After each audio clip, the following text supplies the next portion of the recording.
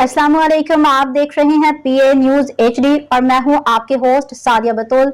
शामिल करते हैं आज की अहम खबरें। इस्लामाबाद टिकटॉकर सना यूसुफ कत्ल केस में पुलिस ने मुबैना मुलजिम फैसलाबाद से गिरफ्तार कर लिया, जबकि मकतूला का जस्ते खाकी चित्राल पहुंचा दिया गया है।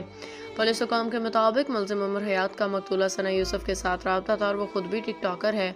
मुकदमे के मतन के मुताबिक मुलजिम पीर के शाम तकरीबन 5 बजे सना के घर दाखिल हुआ, फायरिंग करके मौका से फरार हो गया।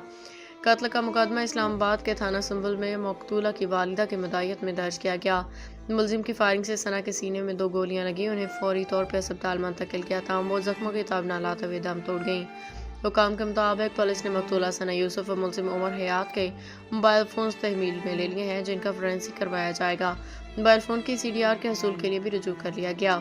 गिरफ्तार मुलजिम उमर हयात से बरामद असलहा को भी फोरेंसिक करवाया जाएगा। उधर वफाकी वज़ीर दाखिला मोहसिन नकवी ने एक्स पर ट्वीट करते हुए टिकटॉकर सना यूसुफ के कत्ल के मुलजिम को 20 घंटे में गिरफ्तार करने पर इस्लामाबाद पुलिस को शाबाश दी है। कौमी कमीशन बराए वकार निस्वां की चेयरपर्सन उम्मे लैला ने नौजवान टिकटॉकर सना यूसुफ के बेईमाना कत्ल की शदीद मज़म्मत की है। कहा है टिकटॉकर सना यूसुफ को इसके घर में घुस के कत्ल किया जाना नाकाबिले कबूल है। न्यूज स्टूडियो से अब तक के लिए इतना ही। मजीद खबरों और अपडेट्स के लिए देखते रहिए पीए न्यूज HD।